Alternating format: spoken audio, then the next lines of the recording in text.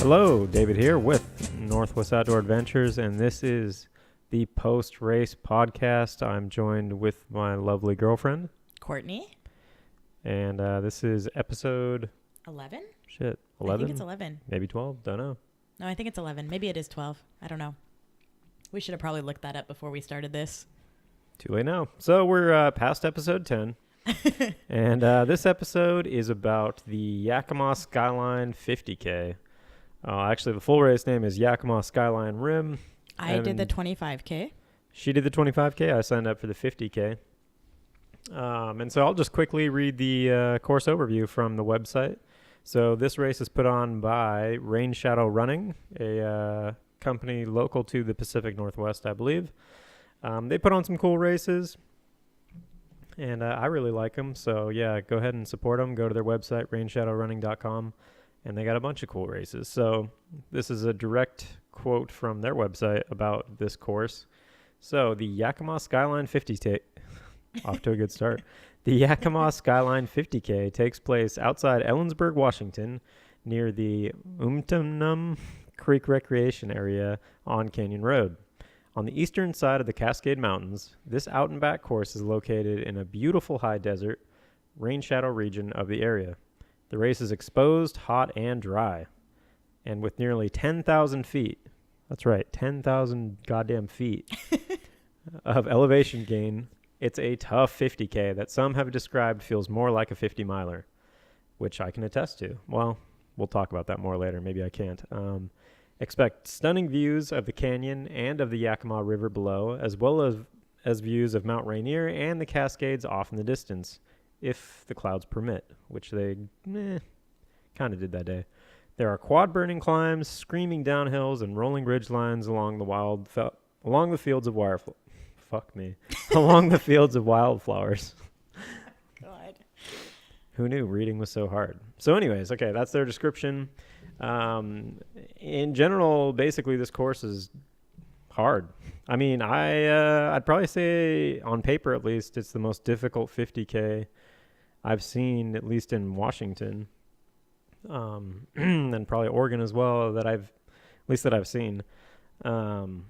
So the 50K, yeah, like it said, it's an out and back. The 25K is also out and back. Which is also hard. That one is... Well, it's the same course. Yes. So it's just, you only go out, the first, almost 7, like 8, yeah.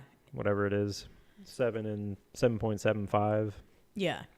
Or no, sorry, you'd go out. It's about 7.75, yeah. 7.75. And it's... It ends up being about 15.6-ish miles, and it is 5,000 feet again. So, I mean, still a really tough 25K. 5,000 feet is no joke. Oh, yeah. So, the course itself, if you look at the elevation profile, for the 50K, it's just basically on the out, you would do one huge climb, and then one steep descent, another huge climb, another pretty steep descent, and then you'd come back. And so you'd go, back up, back down, back up, back down. And so on paper, it looked like, okay, yeah, this is going to be hard. There's going to be a lot of climbing. And we actually both lived in Ellensburg for a year. Yeah. So I'm familiar with the area in some sense, although I wasn't running trails certainly at the time. But, we're kind of familiar with, middle to central to eastern Washington. I kind of assumed this was going to be like the Badger Mountain race, which I actually did a video of on this channel, which I would encourage people to check out. It's probably one of the better videos that I've done that chronicled my time at the Badger Mountain 50K last year, which, is a beautiful race. It's the area is very similar in the sense that central Washington is pretty much exposed. Yeah, the opposite of western Washington. Yeah. So you don't have trees at all. It's all like... bushes and... Yeah, you got a lot of sagebrush and just bushes, and there's rattlesnakes. I heard one rattle. And so, yeah, it's definitely a change of scenery from what we're used to. But we knew that going in. So, I don't know if I'll mention this in the description of the video or in the show notes or whatever, probably. So you may already know this, but spoiler alert, neither of us finished the races that we signed up for. Sure didn't. So... My first DNF. Yeah, so I guess a lot of the episode we're going to be talking about, why we both DNF'd and what led to that, and maybe how we could have prevented that. So, I guess before we get into all that, if you listen to the last episode, you'll know that I was pretty sick. Yeah. We've been sick. I mean, we filmed the last episode the day before I ran my race. Which if you listen to that, I was coughing like every couple of minutes, and that sucked. And so I'll talk about it more, but that certainly affected me quite a bit at the time. Although I'm feeling a lot better now, so that's great for me. I'm still feeling sick. Excuses. So just got a piece of crap body. So yeah. So anyways, back to the race description. It's in between Yakima and Ellensburg, if anyone is familiar with that. It's actually basically along this road or this ridge line that connects between the two cities. We got lucky that day. The weather was awesome. The races, it's actually pretty cool because the races take place somewhat unusually, where the 50K takes place on Saturday and the 25K takes place on Sunday. And this took place on 4/20, the 50K did. Oh, yeah. So, I didn't actually realize that. Yeah. So even though we live in Washington, neither of us really partake in the Nope. 4/20 festivities. So didn't really matter too much for us, but I don't know. People seem to care about it. So that was another thing that was part of the mix. And so, yeah, I mean, I guess basically all you need to know about this race is it's fucking hard. Like it is definitely no joke. It's hard. So all I can say is I did the out, so I at least saw the whole course. And it's hard. Yeah, like I said, it's probably the hardest 50K that I know of in Washington. And I'll tell you why I think it's so hard. So obviously the climbing makes it very difficult, but you know that on paper going in, you can tell, or it's clearly documented. You can still see the elevation profile, but what makes it tricky is obviously the exposure. No shade throughout the entire thing makes it kind of difficult, but also the amount of rocks and just like the actual trail itself. So there is a lot of single track. Thank God. It wasn't just like Jeep roads or anything. Like Badger Mountain consists of a fucking ton of those, which sucks. Sorry, this is getting beyond PG here. But, there's DNFs involved. So what are you going to do? And for anyone who doesn't know, a DNF is did not finish. So if you're not familiar with the lingo there, DNF is did not finish. So anyways, getting back to it, the course itself, you start off instantly just like with this ridiculous climb where I think you climb close to 3,000 feet maybe in the first couple miles, like the first 2-3 miles. I don't know. The actual, you're doing close to 1,000 feet per mile in those first couple of miles. So it starts off with a bang. And I knew going up it, especially as you got towards the top of that climb, it was so steep that I was just like, man, I'm dreading coming back because the downhill is going to be so bad. So that made it pretty rough. And of course, when you go on the other side of that climb and you're going downhill, it is really steep. And because it's single track and because there's the potential for rattlesnakes, like you don't really want to jump off course to pass people. And I pretty much suck at climbing. So I don't go too fast when I climb. He says he sucks. He doesn't, I suck. He is mediocre. He doesn't suck. Yeah, thank you. Well, for the compliment. Well, you don't suck. Well, okay, I would say he's a pretty fast climber. He's not giving himself enough credit. I'm probably an average climber. He's like middle of the pack. I think I am good at running downhill. I can run pretty fast on technical downhills. So what that does is it puts me in a position where I'm climbing with everyone because I'm pretty much middle of the pack when it comes to climbing. And then when I get to the downhills where I could excel and just bomb them, I'm stuck behind a bunch of people. And so, it doesn't really matter too much because I'm not going to do anything anyway. I'm not going to win the race or anything like that. And I don't plan on PRing this particular race or anything. So it didn't really matter too much to me, but at the same time, it is a little frustrating when there's just a row of people in front of you going super slow downhill because, whatever, their knees hurt or old or whatever. So Luckily, I didn't have this problem. I was the very last back of the pack. yeah, so that makes it a little hard, and then it is super steep. So not only is would it be difficult under normal circumstances, but it's also so steep that you do feel like, ooh, man, if I let this go a little bit too much, I'm just going to go out of control and just fly down and start rolling or something. So that plays into it as well. And then you just do the same thing where you go up this super steep climb and then you kind of bomb down this hill. So cough is not totally gone, but yeah, so it's a little rough basically. And yeah, it hit me pretty hard. I don't know, is that an accurate description? I guess you didn't see too much of the course, but I literally saw 2.5 miles of the course out of 15.5. I went I have out. to grab water, so you talk. I started my race on Sunday. He did his on Saturday. And so what kind of sucked for me is I knew that he didn't finish his race. So for me, I was ready to check out and be done on Saturday. Like, I was ready to go home and not even start the race because I knew how hard it was going to be and that I was sick and just like didn't feel capable at all. So that already played a damper into starting out with my race. But yeah, so my race started at 9 a.m.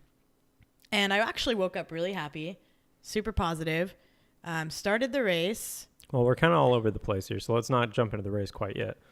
Let's let's talk about what we did to get to the race and stuff. So what was cool is they did offer camping. Yeah. At the trailhead of the race or at the start finish. So that was nice. We didn't do that. We ended up staying in Ellensburg. I'm glad that we didn't do that because oh hell yeah, I didn't want to do that. Yeah, I would not have enjoyed that. Maybe if I was only doing the 50K or only the 25K, yeah. it'd be fine. But yeah. I didn't want to spend an entire weekend at that campground. So, but yeah, so we stayed in Ellensburg, which was like a 15-minute drive or a 20-minute drive to the trailhead, which wasn't too bad. And yeah, so I think my race started at 8 o'clock and we got there at like 7, maybe even 7:30. Yeah, I wanted to get there early.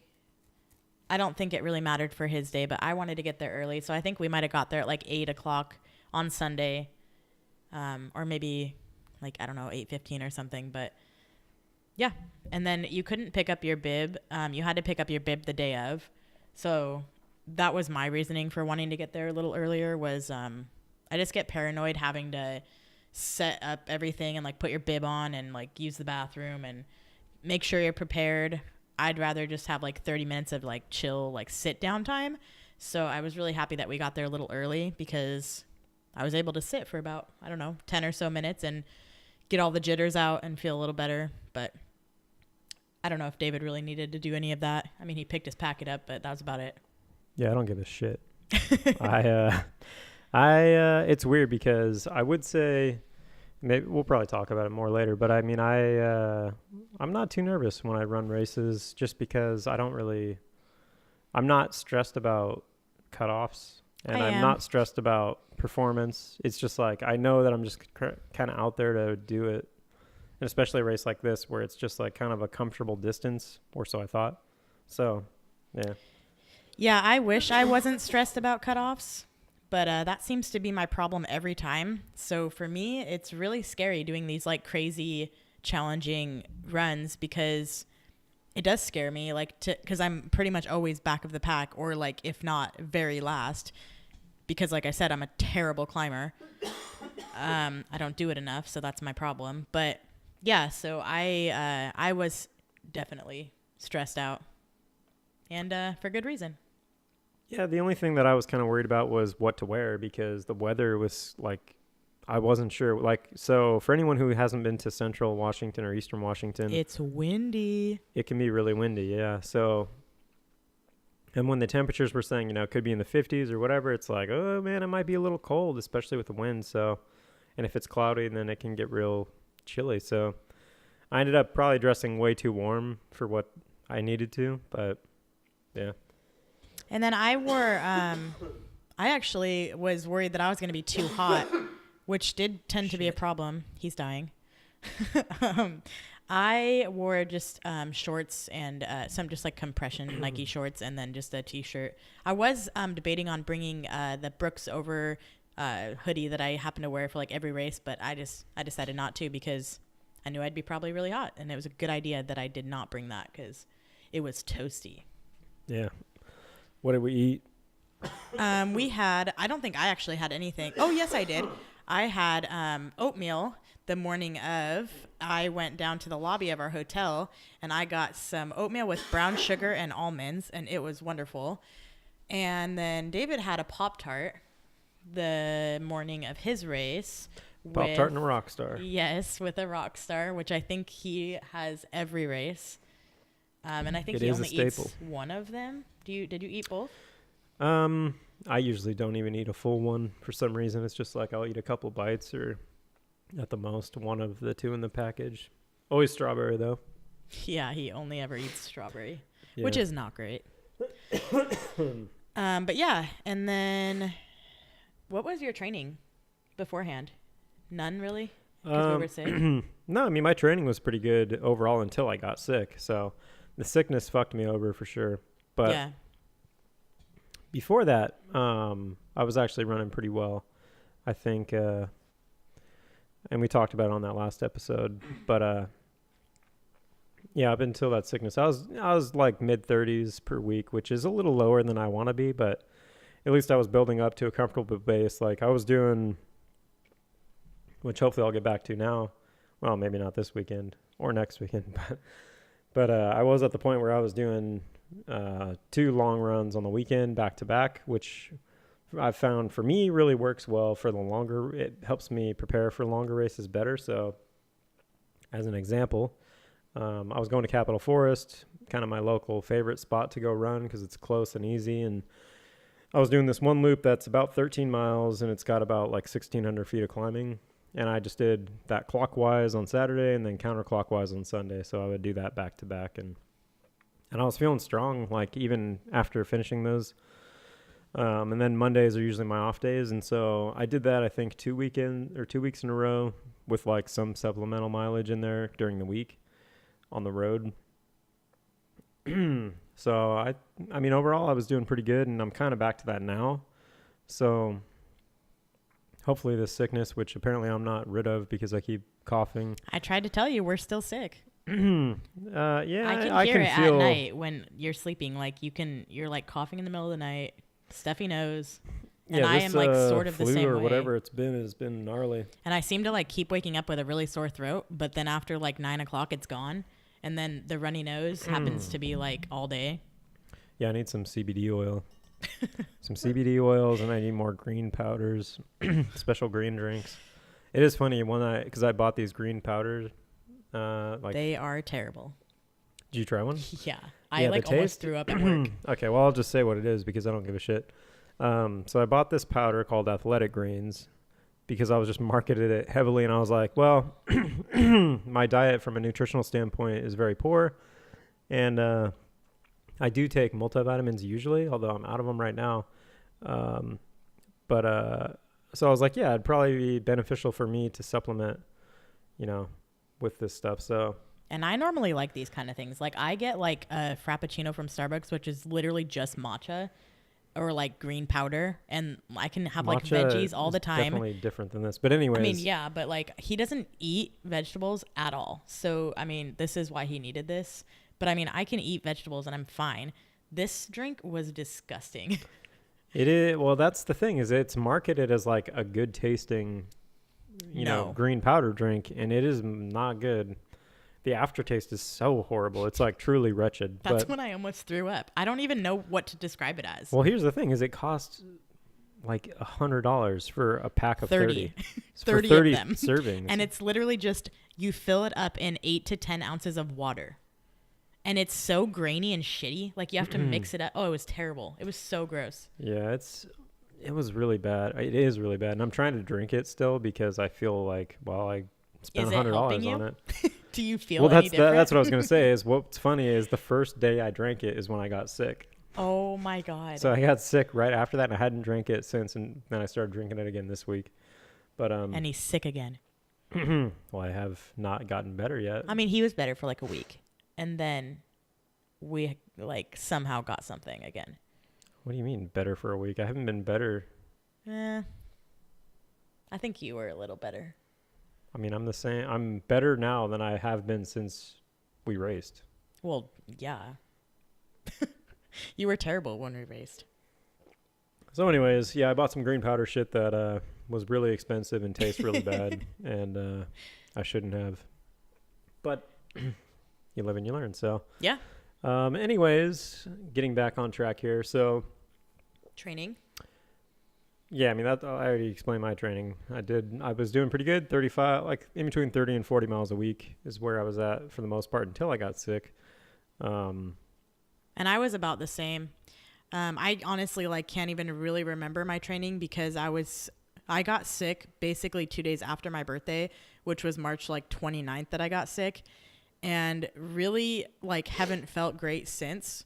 And just a little example, in March, I ran out 145 miles for the month or something. I just looked at my April's amount of mileage and I was only at 83. So significantly worse.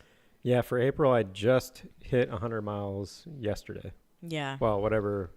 Yeah, yesterday, because we're filming this on the 1st of May now. Yeah. And my training, I was supposed to hit 165 or something. So, I mean, it's less. I mean, I guess it's half, but. But I did get the Rob Crar Smart Wool $25 gift card, which is what I did not get that. I wanted, so I got it, and then I bought socks. Which sucks because I have hit 100 miles for every month except this month. And that was the 1 month that I wanted to hit 100.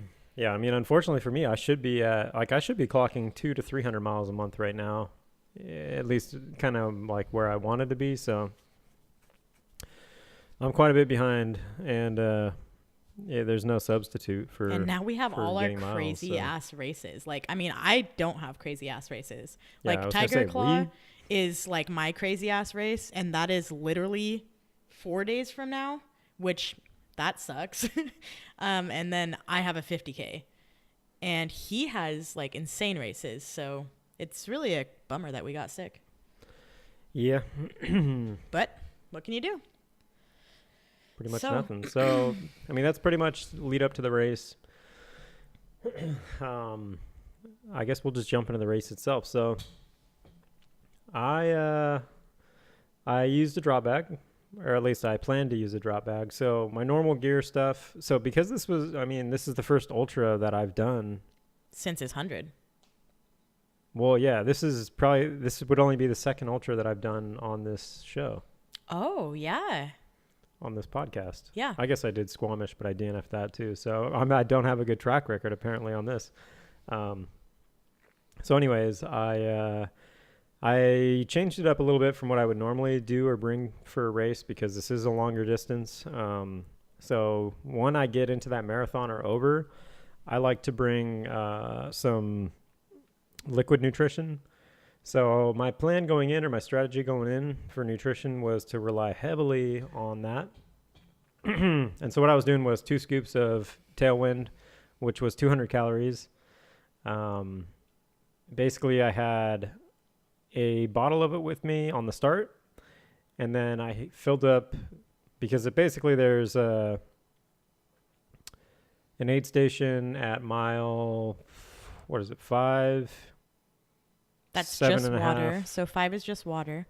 Yeah, 5 is just water. So yeah, that basically. So there's a aid station at the quarter way, the halfway, the 3/4 of the way, and my plan was at the quarter aid station I was gonna refill my Tailwind because I had a little packet of it with me that I had in a plastic bag that I was just gonna cut open, put in my soft flask, and then just add water to it.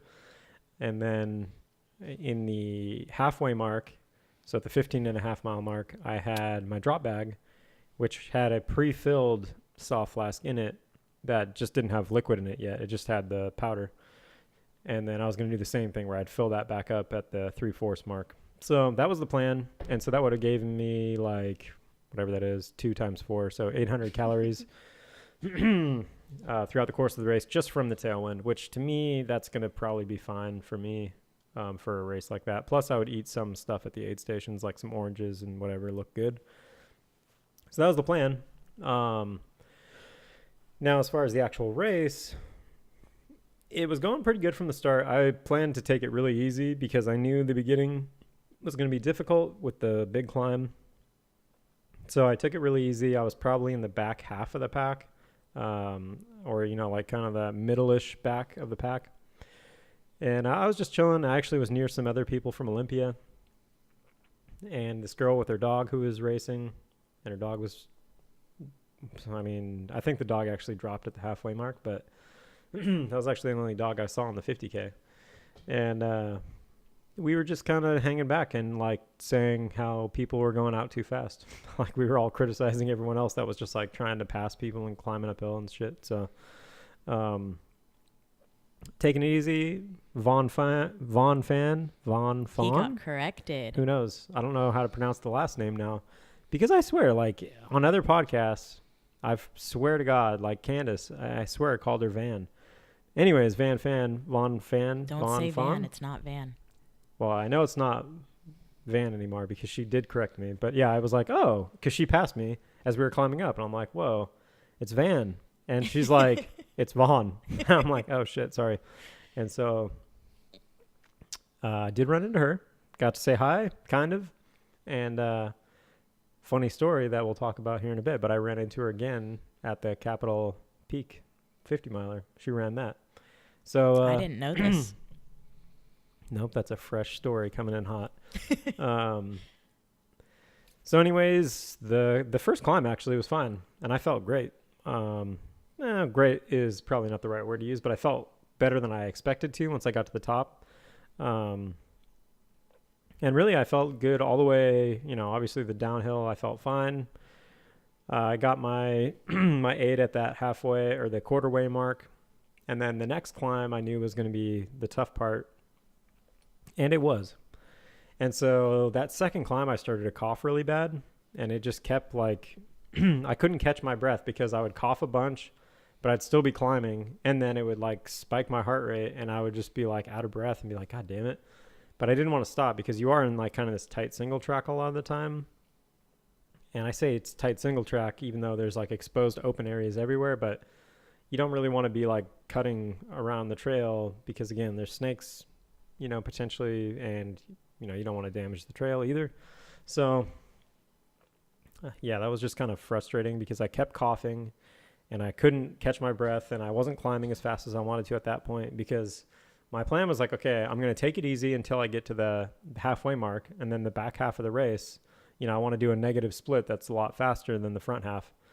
And I just was feeling super bad. So my energy levels felt super low. I was just coughing a bunch.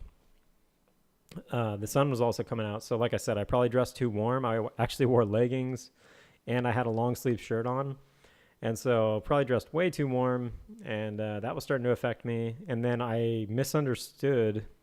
I thought there was actually going to be 2 points where there was water, only aid stations. Oh, I forgot about this. And so unfortunately for me, I did drink most of my water way too early in that section between the quarter of the race to the half of the race. I thought there was going to be another aid station in between those 2 points. So between mile 8 and mile 15 and a half, there is no aid. So, you have like a 7-mile stretch or whatever. And I thought there was going to be a water only station there, and there wasn't. So that was my own mistake for not reading the course description or anything correctly. So that kind of sucked. And that section was where I was like, yeah, this is not fun. I can't really breathe that well. I'm coughing a bunch.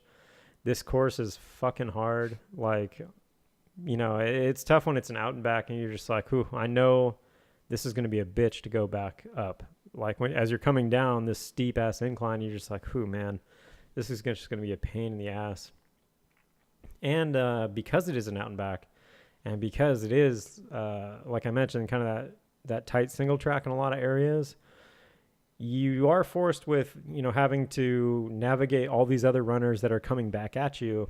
And again, because I'm typically in the middle of the pack, not only am I dealing with that on the way into the middle point of the race, but I'm also dealing with it as I leave the middle aid station to go back out on the last half of the race. Then as I'm climbing, I'm having to pass all these people, which is just something that, that going into it. I mean, you may not know how bad it is to try to get past people, but it is something that, at least for me, it was weighing on my mind where I'm just like, man, that's just another like, straw on the camel's back that maybe I don't want to spend another, 3 hours out here doing this. And so, yeah, all those things combined just kind of like by mile, I think 12, I actually texted Courtney and I was like, yeah, I think I'm done. Like, this just isn't fun anymore. I can't really breathe that well. Like, yada, yada, yada, excuses. I just didn't really feel like I wanted to do this anymore. And from a personal standpoint, I'm out there to have fun. Obviously, I'm also out there for some other reasons. I have goals and aspirations that I would like to achieve. But this race in particular, for a number of reasons, wasn't really one of them. I mean, for starters, I didn't pay to be in this race. I was actually able to get in this race for free because I volunteered at the Miller Savannah 50K last year. So this was my free race that I used. And so I didn't have a lot invested in the race. And because it was an out and back, and then I had already seen all of the course, I was like, well, I've already seen it all. So there's another reason. So could I have finished it? I think probably. Could I have finished it uninjured? Probably. So usually when I think of both of those things, when I go through kind of my mental checklist, usually if I can say yes to both of those, then I'm cool to go on. But this in particular, especially because of the sickness, and it was just like the level of suffering that I was going to endure for the next 3 hours kind of outweighed everything. And so I was just like, so be it. Like, I'm just going to bail at the halfway mark and, just call it a day. And so that's what I did. And, looking back on it, I have no remorse at all.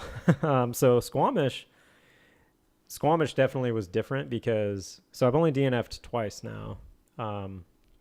And this is the first 50K that I DNF'd. And in the past, I've thought like, 50K, like, they're not that long.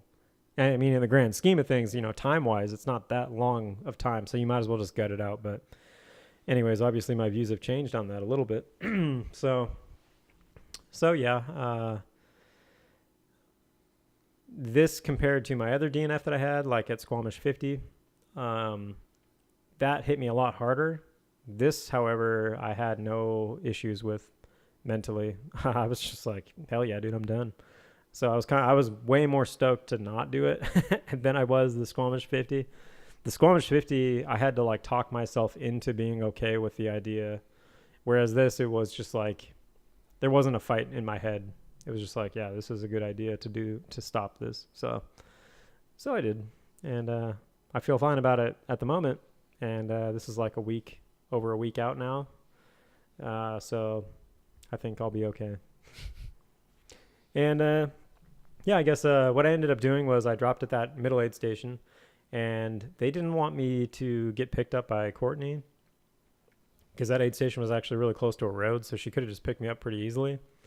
But what they wanted us to do was wait until the aid station closed, and they would drive us back to the start/finish, which I was like, all right, if that's what they want us to do, so be it. So I just chilled in a chair and talked to my other DNF buddies. There was actually a ton of DNFs. I mean, over like 50, I believe. Yeah, I guess I'll pull up the results real quick because I think this is the most DNFs I've ever seen from a race. It's pretty insane. And the cutoff is a little aggressive as well, just for how crazy the climbing is. But so the list of DNFs, there's 65 people that DNF'd out of like roughly 200 people. Little over 200 people. So, that's almost a quarter of the field that DNF, 25%, which is pretty crazy. And then you also have, a bunch that did not start either. I guess you had 2 that did not start. So not a bunch. But anyways, so yeah, 65 people. So, 25% of the people that attempted this race did not do it, which is pretty insane. And I being one of those. So, anyways, I sat at the aid station with a couple other people. By the time we ended up leaving, I think there was like 6 or 7 of us, maybe even like 8, that were waiting at that aid station for it to close down so that we could get driven back, because they actually had to do 2 different loads of people because they couldn't fit them all in one car. So yeah, we were just talking, and I mean, really, I had a good time, like just chatting up with those people and talking about the races we were doing in the future. One of the guys that I was talking with, actually, he works for Candace Burt, Destination Trail. And he had marked the Tahoe 200, parts of it, last year. And so we talked a little bit about that. And he kind of forewarned me about the difficulties of like these boulder fields that are going to be in the last like quarter of the race that now I'm dreading. But so anyways, yeah, it actually ended up being kind of fun, the DNF part of it. So I do look back on this race with pretty fond memories. And ultimately, I don't know if it's something I'll go back to. The 25K I'd be more interested in, I think. But yeah, the 50K it's brutal, especially that second hill, just the rocks, the amount of rocks that are on that second hill. I don't know if I want to deal with that again. So yeah, that's pretty much my story. On to Courtney. How did Sunday go? Well, I guess so. When we finished, we drove back to Ellensburg and chilled. And yeah, watch some basketball while he was running too. So I just basically sat in a chair the whole time that he was running.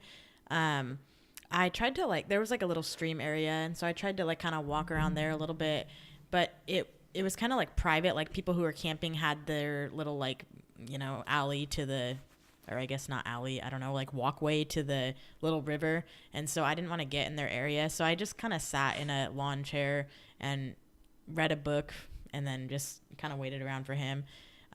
So I got like somewhat sunburnt, like not terrible, but I definitely I was exposed.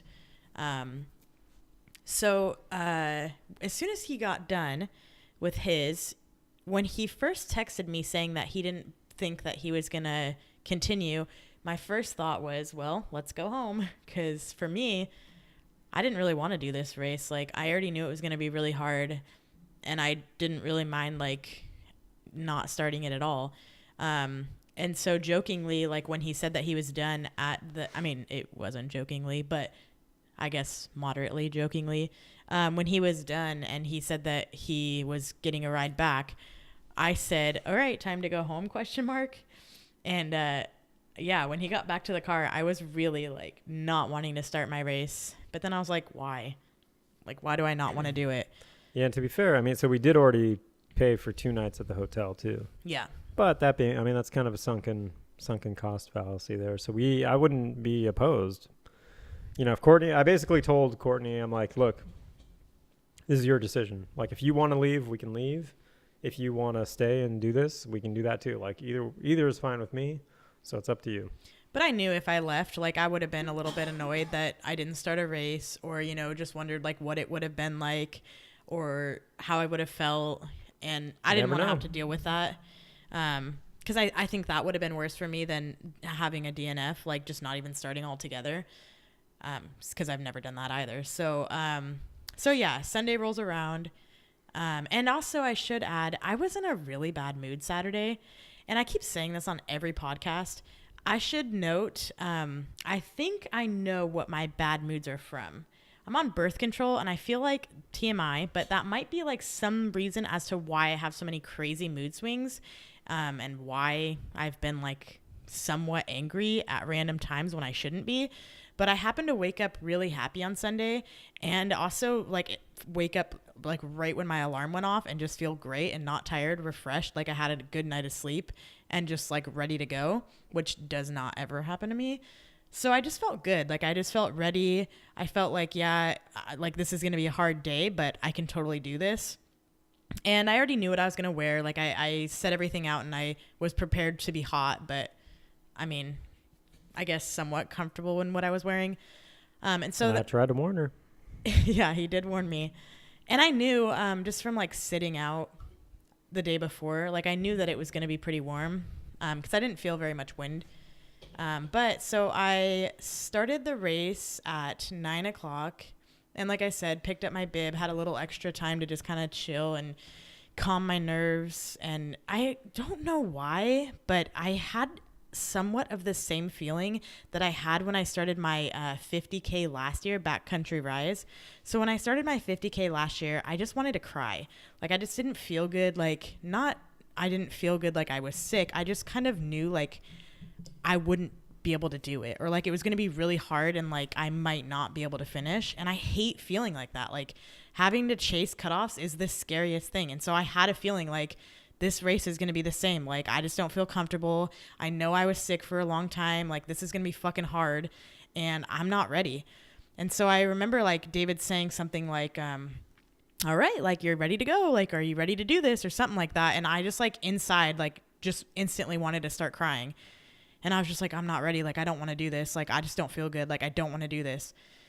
And then we started, and I was glad that there was like a quarter of a mile just to kind of like shake out my nerves and I guess somewhat feel, I definitely wasn't like, I don't know, I guess feel like not as nervous, but I still was nervous. Like I just hate climbing. Like it's just so hard to climb for me because I'm not good at it. And so picked a good race. Yeah, and also going into this race, I did not know it was this insane. Like Oh yeah, neither of us knew this until like 2 weeks before. Like so I think he said something about his elevation being 10,000, and I was like, holy shit, what is mine? And at the time, like we were both really sick, and so it was like, oh my god, how am I gonna do this? Like I can't breathe, and that scared me. And I knew I hadn't ran, and I was thinking back like, oh, I literally just did a 20-mile race and I walked the whole thing. Like that had 1,500 feet of gain, and that was hard. And I was like, how am I going to do 5,000 feet of gain? Like this is just going to be insane. So many excuses. But I started the race and I felt pretty comfortable in the first like quarter mile. And like he said, it's really, really like tight, like a really single track where you're really not going to pass anybody. Where you are when you start is kind of where you're going to be when you finish, unless you decide to pass, or I guess unless people pass you. But so I started really close to the back. I think there was maybe 6 people behind me, which I never do. I'm normally like I start in the middle and then I kind of end up in the back. But I made sure, it's probably rude of me, but people can pass easily. I don't normally do like really single track trails where nobody can pass. But with David telling me that about this trail, like I knew I wasn't going to like do anything crazy, and I knew I should just stick to the back. And so I started in the very back, and just like right off the bat, the first mile was insane. Like I think it might have even been mile 1 where I already texted David and was like, fuck this. But I started and I felt like okay, and I felt okay all the way until like, I don't know, like 0.75 or like 3/4 of a mile. And then I just started to feel like, why am I doing this? Like, this is not fun. It's fucking hot out. Watch that language. By the way, it was only 9 o'clock, and it probably wasn't hot, but the sun was just like beating and no shade. And I don't know, like I just wasn't feeling good. I also was on my period, which if you're a female, you know how annoying that is, especially if you're doing any physical activity. So that was a bummer. And I don't know, I just didn't feel ready. And so I told myself, like, you're not going to give up. After I texted David, like, I'm going to quit, I was like, all right, stop being a baby. Like, you're about a mile in, like, you can do this. And then I just kept looking, because the way it is, there's no trees. There's nothing but like people in front of you. And so what's the worst thing about this race, which I would not recommend looking up. Like the whole time I kept looking up and just like seeing these little ants, and I'm like, oh my God, I have that much further to go. And all you can see is uphill, this big ass climb that is just all these people. And it's like 250 people in front of you. And you're like at the very end of the pack, you're sweating, you're hot, like you're climbing like crazy. Like I've never done anything that is like that much of a climb. Like I don't think I've ever done anything in training, in races, where I am climbing that much.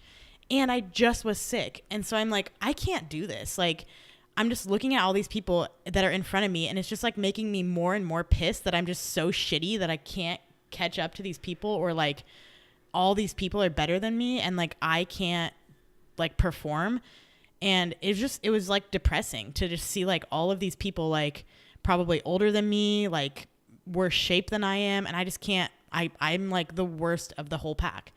And so I think just seeing that and like feeling the way I felt, I told myself, okay, when you get to the top of the hill, if you still feel this way, just turn around. Like, who cares?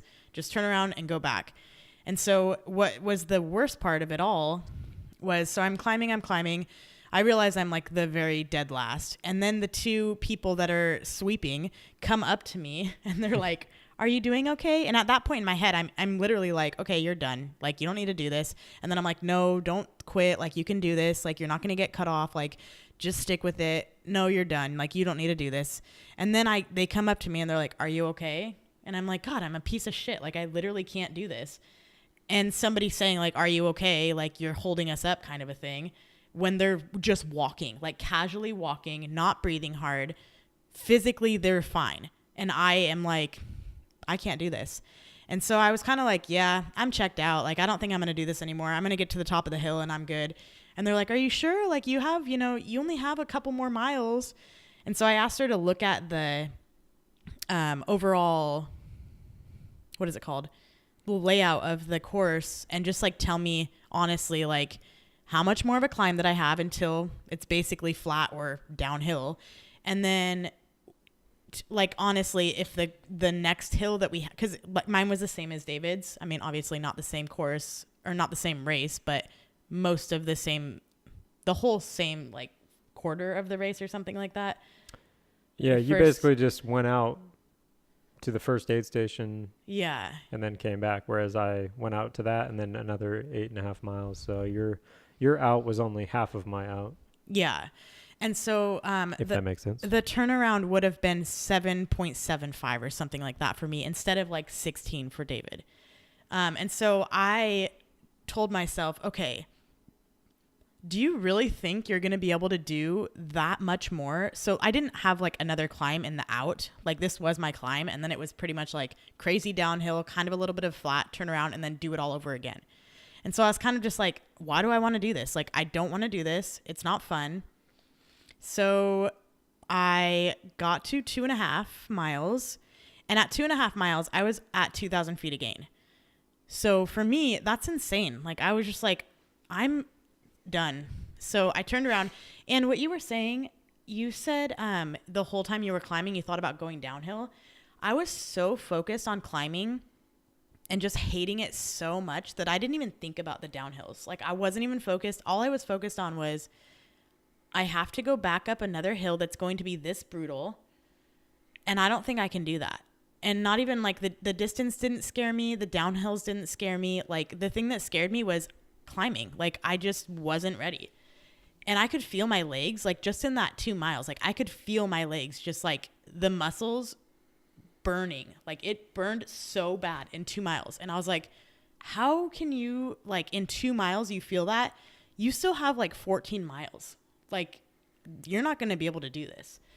And so I turned around, I went back, and yeah, the way down was crap too. I mean, I was, for probably a mile of the downhill, I just was like squat mode, and like my feet just were like shuffling in front of me because you couldn't run. It was so steep.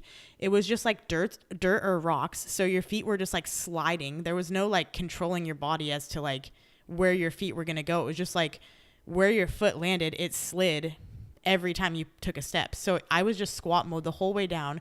So my quads were killing me. And yeah, it was not a fun race for me. The whole time I was just mad at myself. And then as soon as I turned around, because the whole time, 2 miles, 2.5 miles, like, all I could think about was, okay, just give up, like, stop, like, this sucks. And then as soon as I turned around, I was like, why did you turn around? Like, why did you just do that? Like, what a waste of your time. And then I wanted to cry. Like, I was so mad that I had turned around. But the whole time, like, the whole way up, I was like, just turn around. Like, it doesn't matter. But the minute I turned around, it was like, I just quit a race. And it was so devastating to, like, for me to feel that way. But then when I was done, I was like, I'm not upset at all that I quit this. Looking back now, I am like pretty bummed that I quit it because I could have done it. Like it was, I think 6 hours for the cutoff. Yeah, the cutoff was fairly generous. And I mean, I could have walked a lot of that because at the time when I was at 2.5 miles, I think my pace was like 26, 27 minutes per mile. And when Which is pretty much the cutoff pace. Well, it's worse than that. I mean, I think. I don't know, but I mean, you had done the hardest part of the yeah, race. That's is true. the thing. Like, yeah. So I probably would have been at like 20, maybe 24 minutes if I had done it. I have no idea. But anyways, when I had finished, I had done 5 miles and it took me 2 hours to do 5 miles. So, I mean, it was ridiculous. Like it was so hard for me to do that. And then the worst part about it all was I was so sore for like 5 days. Like 5 days, like every day after I like to try to get into bed, I would just flop into bed because my legs hurt so bad. So it was rough for me. Like I was definitely not prepared. I mean, it sounds like for you that might be the biggest takeaway is just not being prepared, both 100%. mentally and physically. I mean, 100%. That's what I know. I wasn't prepared. Like I know that's why I knew going into it Saturday when you were done, like when you didn't finish yours, I was like, I don't need to do this because in my head I knew, and that's why I said when I started, like I wanted to cry because I knew I can't do this. Like I am not prepared for this race. This elevation scares me, and I don't feel ready. Like I know this is going to be hard, and it was. I mean, I think like if I would have maintained the pace I was on, I think I would have finished. It would have been my second slowest 50K that I've ever done, only slower than the first one that I did. So, and Badger Mountain was almost 35 miles, really. So just to put that in perspective, in Badger Mountain I did in like just a tiny bit over 7 hours, I think. But I do want to do this course again because I was really bummed. Like I didn't want to quit. I'll do the 25K next year, I think. I don't think I'd ever want to do the 50, or the 50K. Well, who knows? I mean, I guess we'll see. I might talk myself into it. But I mean, for all the things that you mentioned, and I mean, I agree with you on a lot of those, like the terrain, the trail itself is hard. And yeah, the steepness of the uphill and then the downhill, it makes it for a challenging run, and or race, I guess. But those are reasons why I like doing those kind of things. I mean, I like being challenged, and so I like those aspects. So I mean, again, yeah, your perception of what you're going to do, if you, because again, I think both of us were under the assumption that the trail may be a little bit more like Badger Mountain, where yeah, there is a lot of elevation, but it's more gradual.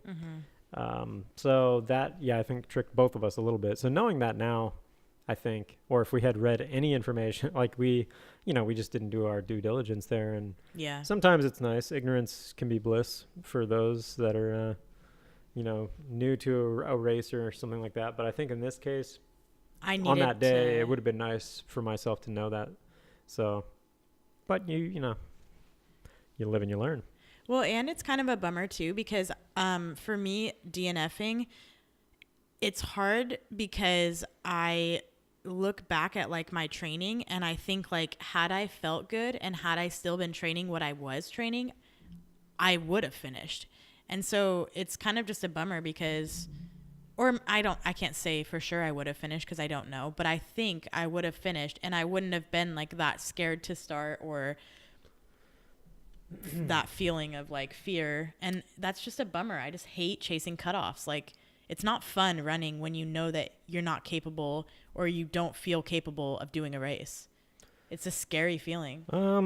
I guess I would argue that a little bit because I mean that is the reason that I signed up for my first 100 miler, and that is the reason that I signed up for the Tahoe 200. Not me. And that is the reason that I signed up for the Never fucking Summer hate 100K. that feeling. I wish like I the never feeling of not knowing. But for you, it's not knowing. It's like you have a like little bit, like I feel like if you're 100, I don't think you were like, I'm not going to finish this. I mean, that was totally a possibility. Yeah, That it's was a like possibility for 100% any a race you do, possibility. though. Like, that is a possibility for any race you do. But I think you're so different in, like, your mental. Yeah, but I hadn't ran over 30 miles that year. Yeah, I guess that's true. I mean, put that into perspective. Yeah. I was going to run 3 times I longer than I had. Well, I forgot that you were entire injured, year. too. I was thinking about that. Yeah. I mean, before that, Yeah. I had done 100K. And that was the Yeah. only distance I did over like 30-ish miles. That is true. That was crazy. Yeah, that is true. I just And the Tahoe 200. I mean, I'm I going to do don't- that. And all I've ran this year will be a 50 mile. Well, maybe, hopefully I'll have the 100K done. So, but the Tahoe Yeah. 200 is definitely a different kind of thing, in my opinion, at least the way I'm planning on running it. You know, it's more like an adventure over the course of a couple days than it is a race to me. Well, see, I don't mind like feeling that adventure or like feeling that like But that's part of what drives me to No. do these things is like I like to be pushed to the limit, whether that is via speed or whether that's just like personal ability or, you know, mental fortitude to continue on with these things. So, I mean, that's one of the main reasons why I do what we're doing is because I like to feel those things. I would say personally for me, I like to push my body further than I have like the year before or like do something that is crazy that I hadn't done the year before. But I do not like that feeling of what if, or I like not finishing, like feeling so scared that you're not Well, going that's what to makes finishing, when you do finish it, feel good. I mean, you need those, you know, valleys to get those peaks. I Like, don't you know. need- I somewhat agree with that, but I would if I had to do backcountry rise again, and I would have done it the same way, like had I not known I was going to finish, like if I knew like that's how I would have finished, like I wouldn't have done it. To me, like chasing cutoffs like that is so scary. Being like 1 minute behind a cutoff or 4 minutes behind a cutoff, it's not fun. Like the whole time you're just stressed out. You don't want to do it. It's just the worst feeling. Like it's the worst. And it's the worst feeling being dead fucking last. Like it is the worst feeling on a trail when you know that there's so many people in front of you and you just can't do it. Like you just are like, how can all of these people do this? Like it's sad. Like it's just sad being like on the trail and being like, damn, like I can't do this, but all these people can. It's a bummer. There's a lot of old ass people. Yeah, there's an Or old fat guy that people, passed or- me just on this race actually, and he was probably 60 years old. And I mean, it was hard for him. It wasn't easy, but I mean, he made it look easy. And same with another lady that passed me who was probably like 40 pounds heavier than me. And she made it look easy. Like she wasn't huffing and puffing like I was. Like, Well, again, I mean, you can't, that's the thing is you really can't judge yourself versus others, especially in a race like that where, oh yeah, it'll get you. It'll eat you alive. And it did for me. Like I was so bummed when I turned around because I was just like, the whole time I was like, I don't want to do this. But then it was like the minute I turned around, I was like, God, why did I do that? Like, well, and you why never did know. You never know what their life experiences have been. You know, you don't know, yeah, you know, you got that person maybe 40 pounds heavier than you, but, you know, maybe trained they've so been, well. you know, logging 40, 50 Yeah. miles a week and Yeah. they're at their highest point they've been, you know, maybe they were 100 pounds heavier than you, you know, Yeah. a couple months ago. Totally. So, I mean, you have to, you know, take all these things in with a bit of perspective and just try to understand that you are really just fighting yourself. Like, I mean, And that is what it is. You're fighting yourself every race, which I think is like the hardest for me because it's like I felt like I was doing so good in my training. So it's so like frustrating to say like I didn't run for like a month, or I mean, it wasn't that long. It was probably like a week really, or I didn't clock 40 miles for a week, which that sucks. Cause then it's like mentally for myself, I feel like I'm back to square one. And then I'm like, we were doing a training run and I was telling David that just clocking those miles of like 100 miles a month or whatever I was doing before, I would tell myself like, dang, like you were doing so good. Like you can do like anything you want now. Like you're like so good. And then I told him like, I didn't run for a week, and it mentally was like, all right, you're back to square one. Like you suck now. Like you're not going to be able to do this. Like you're not a good runner. Like you're not fast. And that happens. Like, it's just like something in your head that just tells you like, I have this like demon in my head that's like when I run, I just like get so angry because something just says like, okay, just walk. Like it's hard, just walk. And I hate that. Like it's so hard to overcome that. But you have to somehow. Well, I think, I mean, that especially gets easier with time.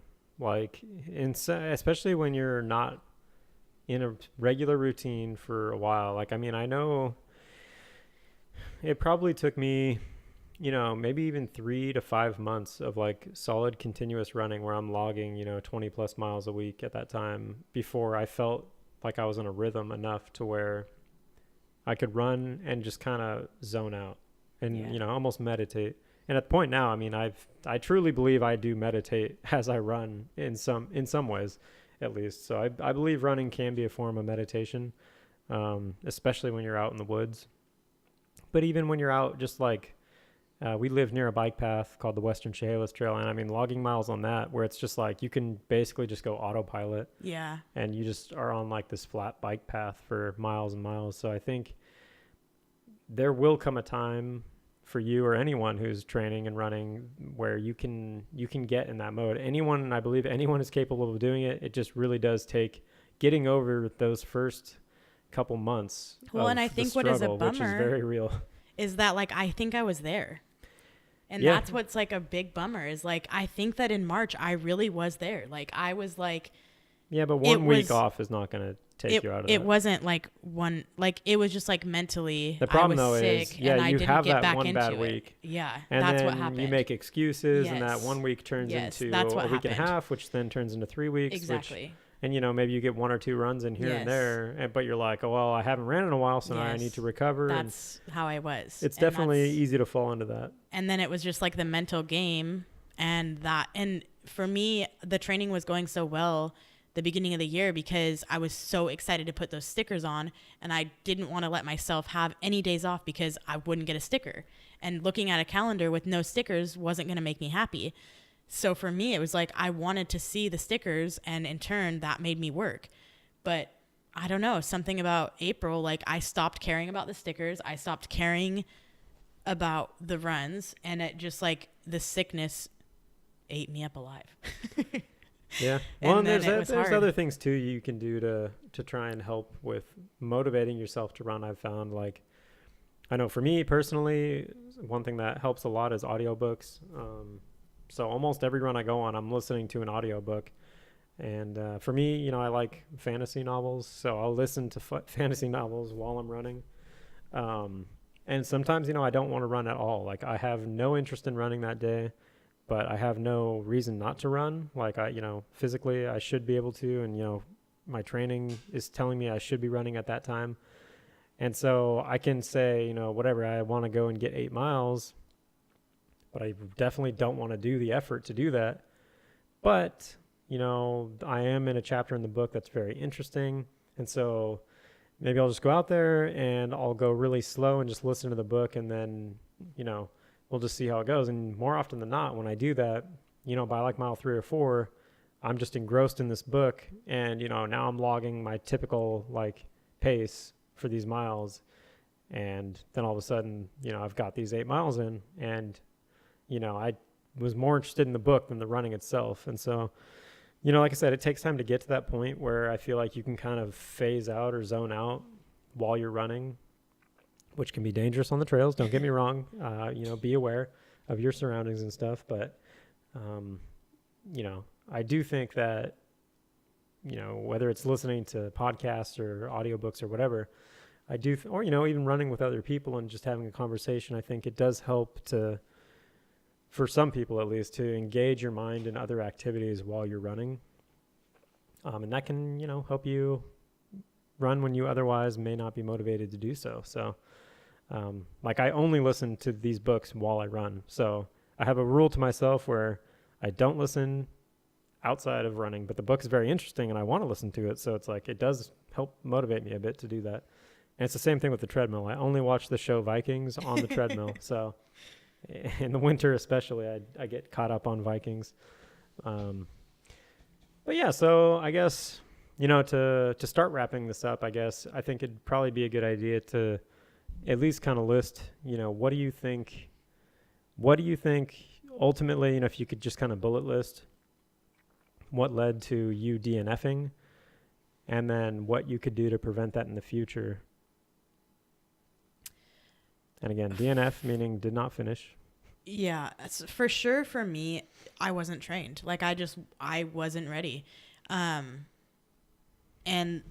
ready in the sense that with elevation. Yes, or ready climbing? in climbing. Yeah, and I mean, for me, climbing has always been hard. It's still not easy, and even getting the training that I had, I wasn't doing a lot of elevation, or the elevation that I should have been doing to prepare for this, because I had no idea that it was this much climbing in such a short amount of time. Like, that's just really hard on your body to climb up a hill in 2 miles and log 2,000 feet of gain. Like, that's crazy.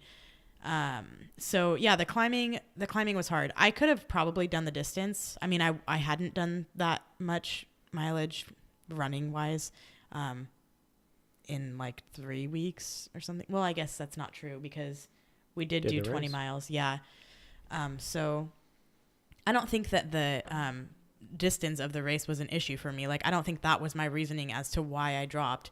I think my reasoning as to why I dropped was thinking about that second hill and just thinking about how hard that first hill was and just being over it, like not wanting to do it. So mentally / attitude, you think? Yeah, attitude. And I really need to figure out, I need to like meditate or something. I need to get this like negative attitude out, get it away when I run, because I have the worst attitude. And I'm just like, how are people happy when they run? Like, maybe it's just because it's still so hard that it's not fun. Like, the act of running itself and like being out there and seeing the views and being able to say that you did it when you didn't think you could, like, that's fun.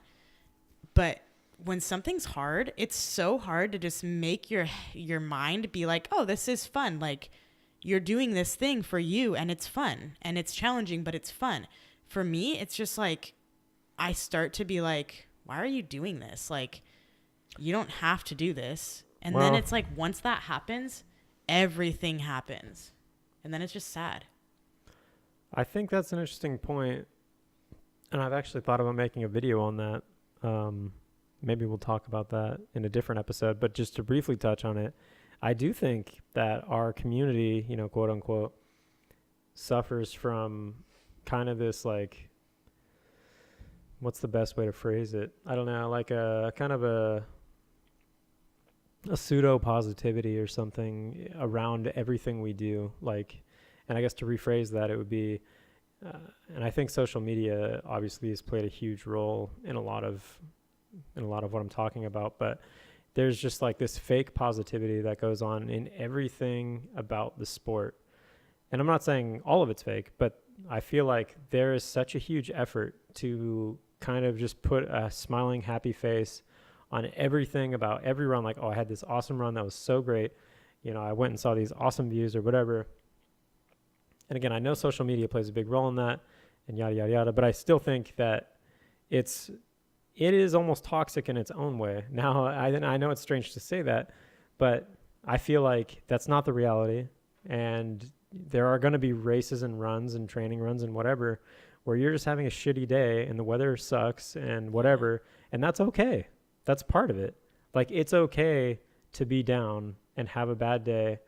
And, you know, maybe you had a race that sucked because the race organizers fucking sucked or whatever, or, you know, the aid station, you really wanted an Oreo at that aid station that you were depending on and they didn't have it. And the stupid volunteer there was being a piece of shit and really annoying you. And, you know, those are real things that can happen. And I feel like, especially in our community, because I know this happens everywhere, but I'm saying especially in the ultra running and trail running scene, I feel like it's almost overemphasized and it's overdone. It's like amplified to a point where I get really turned off by a lot of, you know, the quote unquote influencers that we see on social media that represent companies and stuff, because it's just so much of this, you know, fake positivity or pseudo positivity. It's just like, man, I know I know it's their job basically to do that. So I know it's a little stupid to complain about that, but it's just like, I feel like that kind of permeates the community as a whole. And, I don't know. I part of it is just me being like, I guess, cynical, and, you know, maybe my attitude sucks too, but I feel like it is, it makes me kind of roll my eyes at times at the community. Just because, I don't know. I feel like it's trying to make the sport something it's not in some ways, like, and I feel like it does give people a false impression, like, you know, it's kind of like the classic when we talked about this, you know, when we did our last race, where it's like, yeah, you see the cameraman and all of a sudden you're, hey, oh, what's up? Yep, I'm doing great. I'm at mile, you know, whatever, 35, feeling fresh, looking good. When, you know, 1 second before you were fucking in the dumps, feeling like shit. And I don't know. I guess what I'm trying to say is I think it would be better if we embraced the shitty moments of this sport as well, because the reality is there's probably more of those than the highs. There's probably more lows in ultra running than there are highs. And especially outsiders or people that, you know, maybe haven't really been in the sport that long, they may not realize that. And like yourself, you're saying these things where you're like, why does it feel so shitty? I mean, it feels that way to most people a lot of the time. And it's something you learn to live with and deal with. And like I said, it does get better for certain. And I mean, most of the runs I go on now, it's not like I dread them or whatever. But there's definitely times where I'm not having a good day. But I go out there because it's part of my routine. I know in the long run it's going to help me. And, you know, it's a form of discipline. And I mean, I think that's a huge part of this sport is you need to maintain a certain level of discipline. And yeah, I think that was just kind of a long rant that went nowhere, but I would like to have a more formulated opinion on that matter and make a video kind of complaining about it in a better way. But in short, kind of like I said, I think this whole like pseudo positivity thing that's going on specifically around our sport, I don't really like it. And I think there's nothing I can do to change it, obviously, but just know if you're one of those people out there that don't feel happy all the time while you're running, you're not alone. And it's okay. Like, that's part of the sport too. And yeah, that's it. I don't have anything else to say. My argument was that convincing, huh? No, I mean, I'm really excited for the day that it does get easier or like does become less stressful, I guess. And I don't even know if stressful is the right word, but it's just hard when you have a race that you're excited about, but also you're just so nervous. Like, I don't think I've ever just like started a like race and just been like, yeah, I'm going to crush this. Like, this is just going to be easy. Like, this is just like a practice run for me. Like, I've never had a race where I've just felt like, nah, this is just like training. Like, I'm just like this. I'm just going out here to like do this race and I feel confident and it's fine. Like, I'm just going to like, you know, just clock some time on the trails. And I mean, that is literally most of my races. And that's like, I mean, is what my plan is going into it. I wish I felt like that. Like, I just wish that I felt like, I guess just like comfortable or like didn't have to feel like scared, or I don't even know if scared is the right word. Just like, I mean, it sounds like you have some anxiety around running and racing. Like, that seems to be I that's definitely what do. it sounds like to me. I do, but I think it's just my training. Like, it's all your training. Like, if you're not trained, you're not going to do well. And so it's like really been a bummer this year because it's like I thought I was going to be really like, I guess, I don't know. I just thought that like by the end of the year, I was going to be comfortable, and I'm not comfortable. Like, Well, again, I mean, you got to stick with it. I tried. Not that hard. Yeah, right. I got sick. Like, what do you want from me? You just got to keep going, cross train or whatever. Yeah. I did do sick. racquetball. Some real good cross training. You don't know. Have you ever played racquetball? Yeah. You have? It's like pickleball or anything. Did you play racquetball or did you play pickleball? Don't know. Well, yeah. So We both DNF'd. Well, I'll tell you what, since you answered the question that I posed, I'll answer it as well. For me, I think basically what led to my DNF, I think ultimately it was a sickness. I have no problem pointing to that and saying, you know, coughing for most of that annoyed me to the point where I was like, I'm over this. That being said, I mean, what could I have done differently maybe to not DNF? Research the course a little bit better. That probably would have helped me a little bit. I also think, you know, my attitude wasn't. You didn't have a bad attitude, though. Yeah, it's weird because I hadn't. It was like it was like a switch just flipped in my head. Like when I hit whatever it was, like.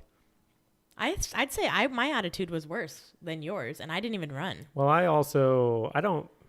Well, that's another thing, and maybe that to my earlier rant.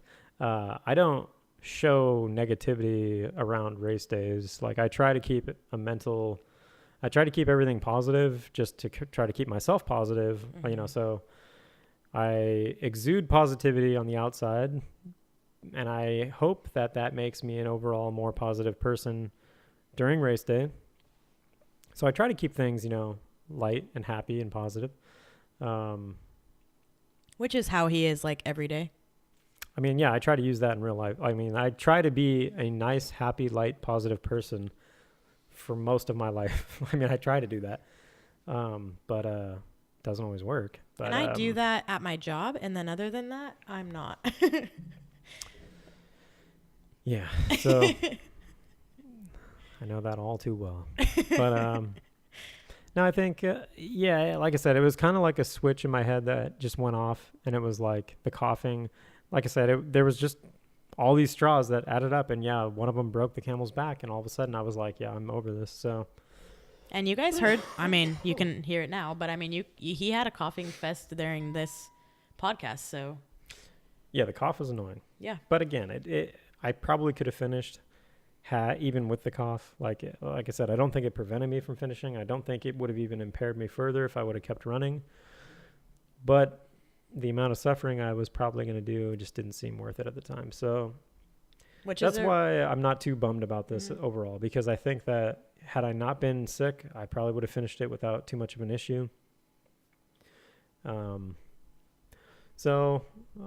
I mean, I do think, you know, the majority of the times with DNFs, it is a mental game that you're playing with yourself. And I lost this one. Like I definitely did too. So, but at least you're not like bummed, because I am like kind of talking about it. Like I wasn't bummed probably until like 4 days after. Well, that's how it was for Squamish with me too. Like, I mean, with Squamish, and which is why I ultimately signed back up for it, was because I do feel like I have unfinished business there, and I do feel like I should have finished it. And I think that's my reasoning as like wanting to go back next year. Holy Jesus. I think that's my reasoning as to why I would like to go back next year, just because I don't want to have it defeat me. Like, I don't want to feel like I'm not capable or... Yeah, you don't want the race to beat you. Yeah. I feel that, which is, I don't want Squamish to beat me, although I didn't sign up for the 50-50. I only signed up for the 50-miler, but still, one step at a time. Yeah. So that pretty much covers the race. So don't take our advice because we didn't finish it. Is the summary of all that. Like, yeah. Don't listen to what we have to say.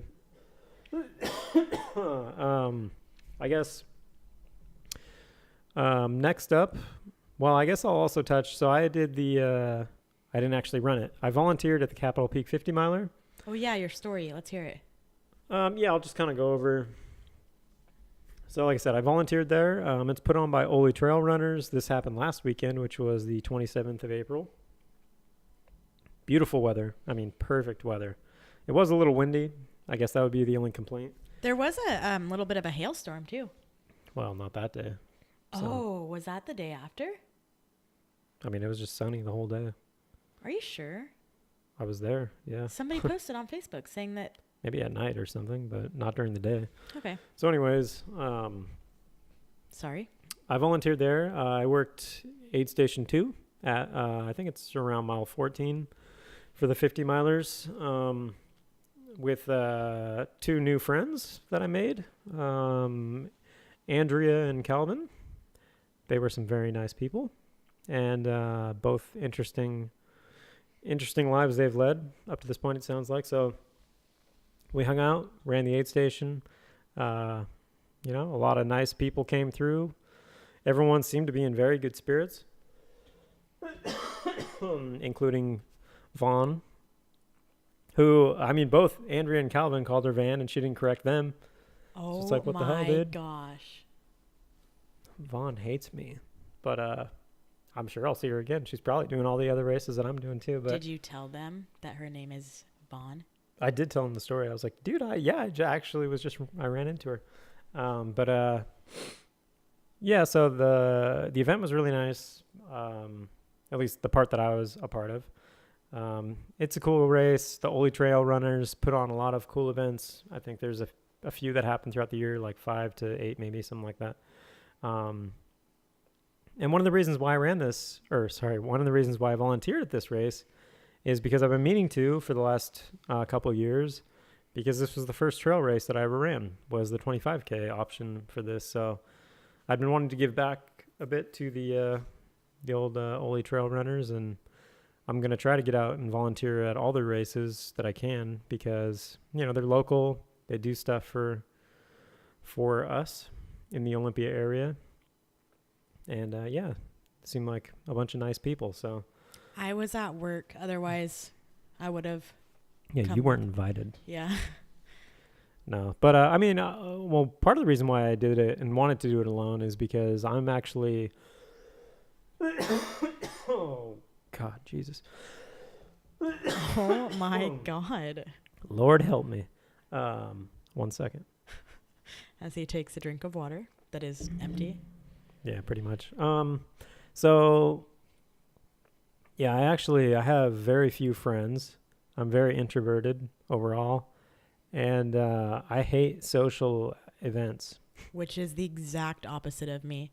I don't love social events. I used to love them when we first started dating, but I think over time I've kind of like dwindled a bit, become a little bit more of a homebody, but I do love people. Yeah, I don't. I have a really hard time connecting with people, and damn it. So I've been trying to force myself to do more things that I know I probably should be doing, at least when it comes to social events and things like that. So I think, volunteer work, even if it's just for other runners, I think is probably a good step to doing more things like that. So I think that's a great step. And he hates pictures. And he was in the pictures with them. They took selfies, and he had to be in them.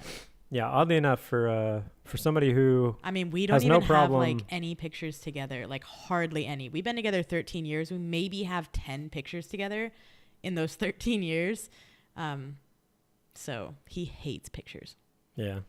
Well, and I shouldn't. Okay. Also, let me clarify. It's not like I don't have any friends, but I don't have any running friends. He has a good group of friends, actually, who he's been friends with since the whole time I've met him. Like, really good guys. Yeah, I have some really great friends, but none of them run. Yeah, that's true. Is the other thing. So I have no running friends, really. We've talked about a couple of them in the podcast, but basically it's all the same guys that helped at the 100 and the 100K. Those are his true friends. So. Well, true friend. Yeah, I got some good boys that are good friends of mine. So, so don't feel too bad for me.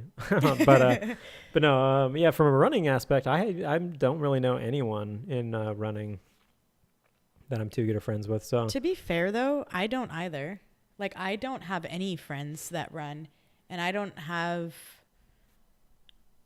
friends really that even like the outdoors. Like, his friends at least like hiking, or friend at least likes hiking. I don't have any of that. So it would probably be beneficial for me to go and do like a running club or something like that. But yeah. And so the Ole Trail Runners group, they do have like group runs and stuff that I've been meaning to try to go to. But again, the introvert in me, just like, I don't want to deal with that. Do you like running with people? No, I hate it. Yeah. See, I don't like running with David sometimes. And it's not that I don't like running with him. That's not it at all. It's just that I feel pressure that I am slowing him down, or I then become negative because I can't seem to run at like the pace I should feel like I can run at. So then I don't know, it's just, I don't know. So for me, I feel like it would be good to run with other people because everybody has their own pace. And I don't know, I just think that it would build my confidence in running to see others struggle like I do. Yeah, probably wouldn't be bad. So to wrap this baby up, I volunteered for a little bit. It was fun. Met some cool people. Maybe I'll see them again. Calvin, are they running group? Or are they in a running group? Yeah, I mean they go to the group runs. Okay. I don't know how frequently, but Calvin, one of the guys I met, he'll be at Sun Mountain. He's doing the 50 miler. Yeah. So,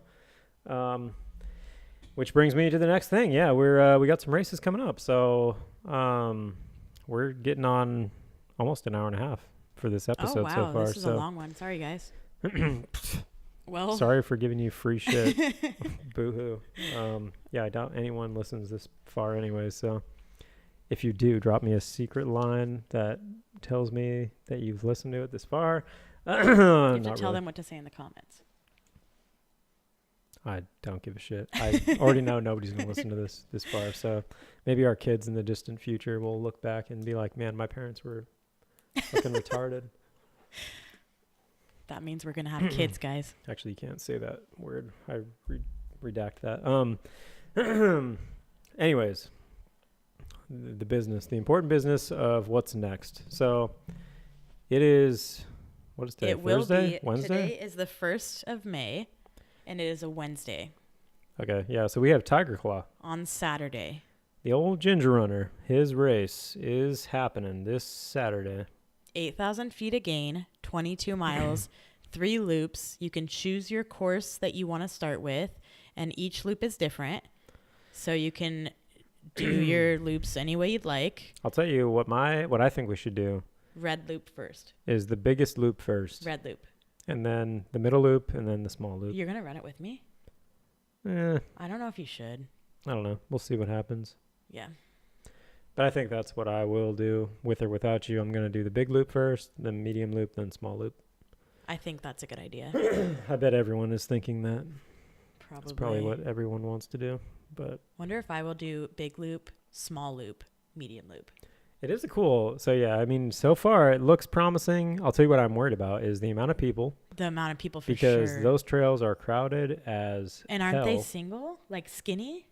I mean, they're relatively tight, but I mean, you can get by. Yeah. But I guess it doesn't really matter for me. I'm not going to zoom by anybody. Yeah, I don't know about the mountain bike situation. Oh gosh, I'm definitely not zooming by anybody. I just realized we're climbing the whole time. Well, what goes up must come down.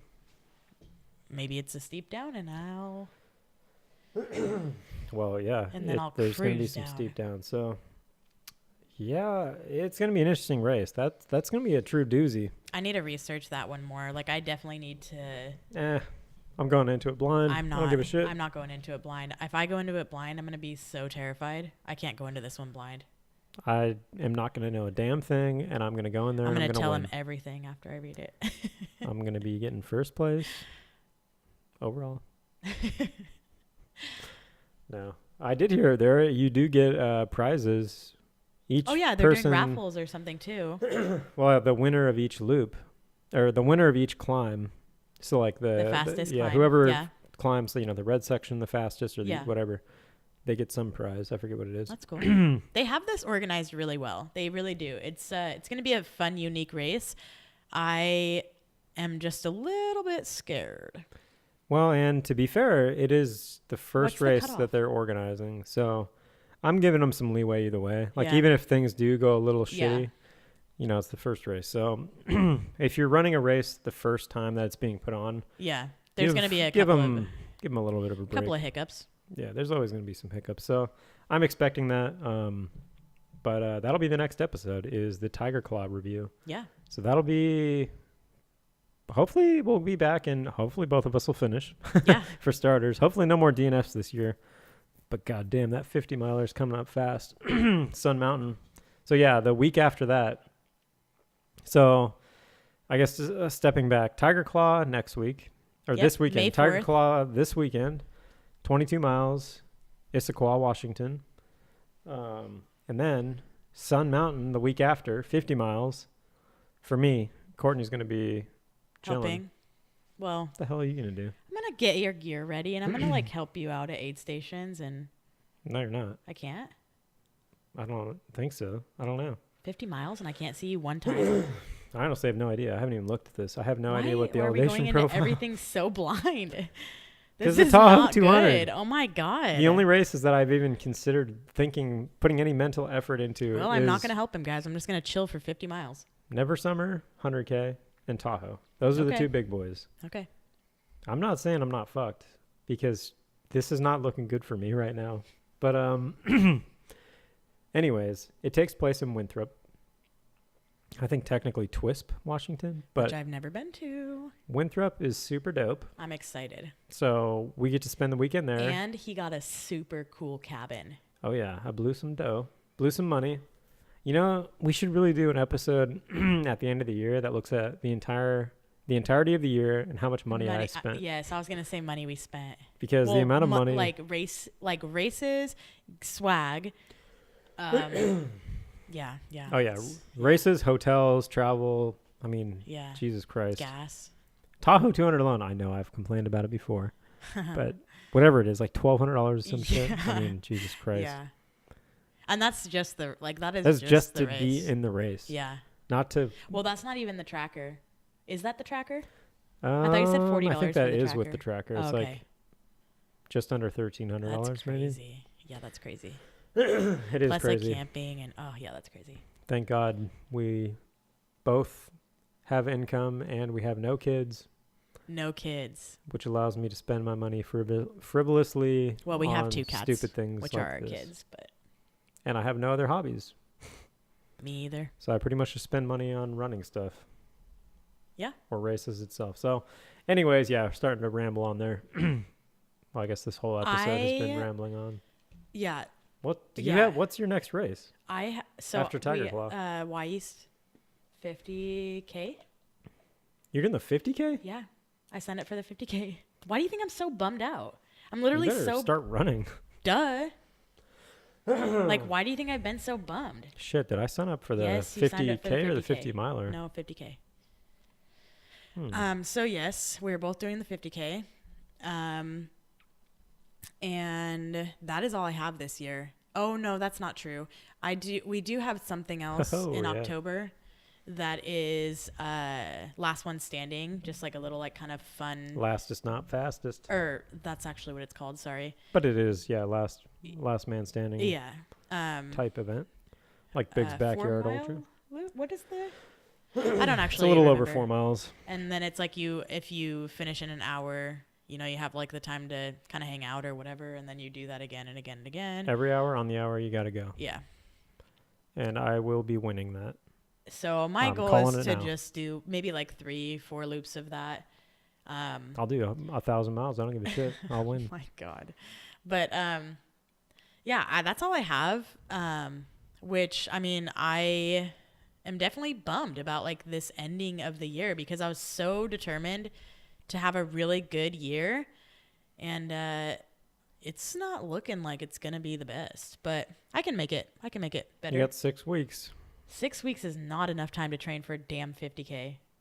I mean, you have a decent base. Your base isn't that bad. But how much is that? What's the elevation for that? Is that a crazy ass race or is that just like a chill? know.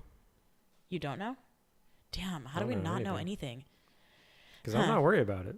I'm Yeah, that's true. He's never worried for any race. He just goes I'm into worried. it willy-nilly. I'm worried for Never Summer and Tahoe. Which that's are, what I'm worried about. That's fair. You should be worried about those. Those are crazy. Maybe I should be worried about Sun Mountain. I don't know. Sun Mountain 50 miler. I should start. Yeah. looking Gosh, into that that. is the 11th. Oh my God, that's in 11 days. Yeah. Oh my God, that's in 10 days. That is in 10 days. You're running a 50 miler. Yeah. Holy hell.